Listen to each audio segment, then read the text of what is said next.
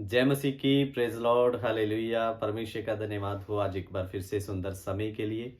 और जाने वचन की सच्चाई चैनल की एक और नई वीडियो में आप सभी का स्वागत है। मेरे प्रियो, आज का जो हमारा मुख्य टॉपिक है वो होगा सही आराधना को छोड़कर आज कैसे शैतान ने बड़ी चालाकी से आराधना में पखंडवाद को घुसा दिया।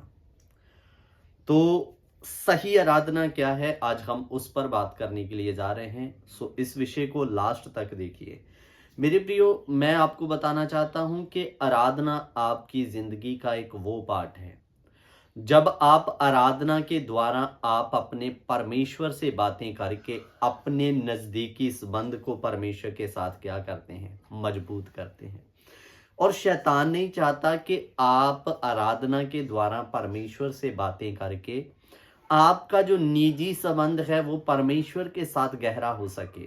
इसलिए शैतान ने क्या किया, बड़ी चालाकी के साथ आराधना में मिलावट या पखंडवाद को ला दिया, ताकि सही आराधना के द्वारा मनुष्य परमेश्वर तक या परमेश्वर के साथ गहरा संबंध ना बना सके। और शैतान जानता है कि अगर आराधना ही सही नहीं होगा तो परमेश्वर से नजदीकी संबंध या इनका गहरा रिश्ता नहीं बन पाएगा। तो इसलिए उसने सही आराधना की जगह में आज आराधना में पखंडवाद या मिलावट इतनी कर दी कि मन एक सही आराधना का होना एक व्यक्ति या एक कलीसिया में बहुत जरूरी है। सो सही आराधना क्या है, हम इस विषय पर बात करने के लिए जा रहे हैं। सो मेरे साथ पढ़िए इब्रानियों की पत्री, उसका 12 अध्याय, उसका 28 वचन हम पढ़ेंगे। इस कारण हम उस राज्य को पाकर जो हिलने का नहीं, कृतज्ञ हो और भक्ति और भय सहित परमेश्वर की ऐसी आराधना करें जिससे वो प्रसन्न होता है। सो इधर में लिखा, हम उस राज्य को पाकर जो हिलने का नहीं। परमेश्वर आपको वो राज दिया है जो कभी टूटता नहीं, कभी गिरता नहीं। जैसे आज आप जानते हैं कि सरकारें 5 साल के लिए होती हैं, और जिस सरकार की बहुमत या प्रभाव ज्यादा होता है, 5 साल बाद वो बन जाती है, दूसरी टूट जाती है। लेकिन प्रभु ने आपको वो राज दिया जो कभी हिलने का नहीं। मेरे प्रियो, इसलिए वचन में लिखा, तुम उस राज को पाकर जो हिलने का नहीं, कृतज्ञ, इसका मतलब एहसानमंद हो जाएं। और आगे लिखा, भक्ति और भय के साथ परमेश्वर की ऐसी आराधना करें जिससे वो क्या होता है, प्रसन्न होता है। तो मेरे प्रियो, इधर में लिखा भक्ति और भय के साथ। मेरे अजीजों, आप जब आराधना करते हैं, कलीसिया में आराधना करते हैं, जब व्यक्तिगत करते हैं, तो आपकी जिंदगी में परमेश्वर का भय दिखाई देना है कि मैं राजाधिराज के सामने बैठा हूं, मैं उस परमेश्वर से बातें कर रहा हूं। लेकिन मेरे अजीजों, आज जो कलीसिया में आराधना चल रही है उसमें खुदा का कोई खौफ नहीं है। इंसान परमेश्वर से बातें करने के लिए नहीं, परमेश्वर को प्रसन्न करने के लिए नहीं, अपने मन को प्रसन्न करने के लिए आज की आराधना करता है। मेरे अजीजों, मैंने कई बार देखा, कल हम संडे को इसी विषय को लिया था। आज कितने लोग चर्चों में जाते हैं, आराधना में होते हैं, और मैं कई बार इस बात को नोट किया, बहन लोग उधर में बैठकर अपना दुनियावी बातें कर रहा होता है, बैठा आराधना में है लेकिन उनका दुनियावी बातें चल रहा है। फिर मेरे अजीजों, अगर आप सर्वशक्तिमान परमेश्वर के सामने एक बार बैठ गए तो ज्यादा उधर में उठक बैठक करना बंद कर दीजिए, क्योंकि आप किसके सामने में बैठे हैं, सृजनहार परमेश्वर के सामने। क्योंकि उसका वायदा, जहां 2 या 3 मेरे नाम पर इकट्ठा होंगे उनके बीच में मैं उपस्थित हूं।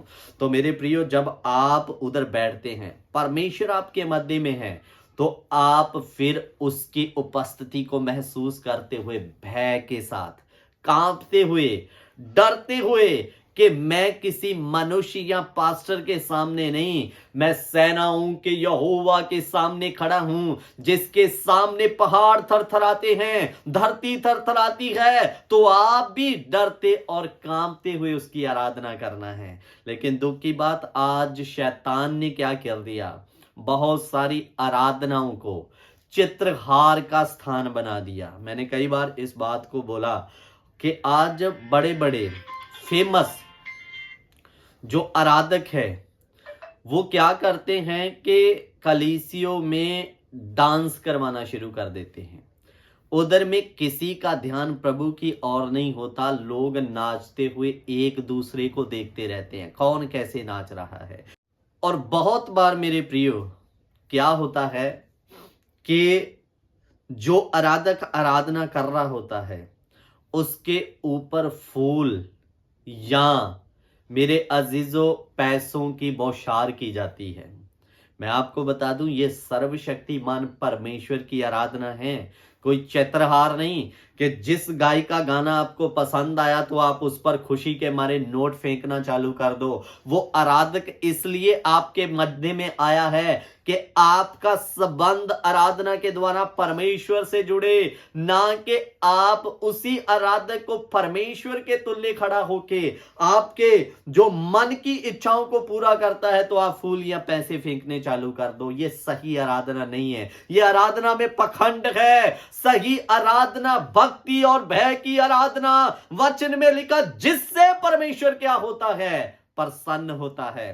तो जब भी आराधना करते हैं मनुष्य को प्रसन्न करने के लिए नहीं करना, आराधना करना खुदा को प्रसन्न करने के लिए। हालेलुया। तो मेरे प्रियो परमेश्वर प्रसन्न कौन सी आराधना से होता है? दिखावटी आराधना से नहीं, मनुष्य को प्रसन्न करने वाली आराधना से नहीं। वचन में लिखा परमेश्वर भक्ति और भय के साथ आराधना होने वाली आराधना से क्या होता है? प्रसन्न। जब आप आराधना में बैठते हैं आपके अंदर स्वर्गदूतों की तरह, इस धरती के तरह, इस कुदरत नेचुरल या इन तत्वों की तरह परमेश्वर का खौफ आपके अंदर दिखाई देना है।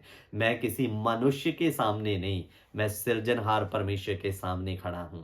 मेरे प्रियो मानकर चलिए आपके बीच में देश का राजा, हमारा भारत देश का राजा नरेंद्र मोदी आ जाए तो आप एक देश का राजा हमारे बीच में बैठा है, बड़े अदब और आदर और डरते हुए उसके सामने में बैठेंगे।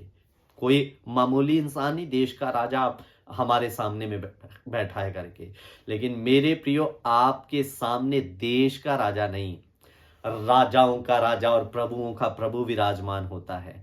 तो आप डरते और कांपते हुए उसके सामने बैठ। तो मेरे प्रियो मैं आपको बता रहा था आपके बीच में राजाओं का राजा विराजमान होता है। सो इसलिए आराधना दिखाने के लिए नहीं, मनुष्य को दिखाने के लिए नहीं, परमेश्वर के भय के साथ होनी चाहिए। और आज की आराधना में जो पखंडवाद घुस गया है, पैसे फेंकना, नाचना कूदना, चिल्लाना, ये सब वचन के अनुसार गलत है मेरे प्रियो। क्योंकि नए नियम की आराधना में आपको ये सब चीजें नहीं दिखाई देती।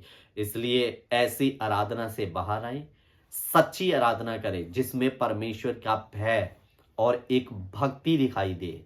सो परमेश्वर आपको इस क्लास के द्वारा आशीष दे। अगर आप सच में आराधना के द्वारा प्रभु के साथ जुड़ना चाहते हैं तो आप सच्चाई से आराधना करनी शुरू कर दें, भय के साथ आराधना करनी शुरू कर दें, तभी आपको उस आराधना का जवाब मिलेगा। सो प्रभु इन वचनों के द्वारा आप सभी को आशीष दे। जय मसीह की। God bless you. Prabhu Ashish they.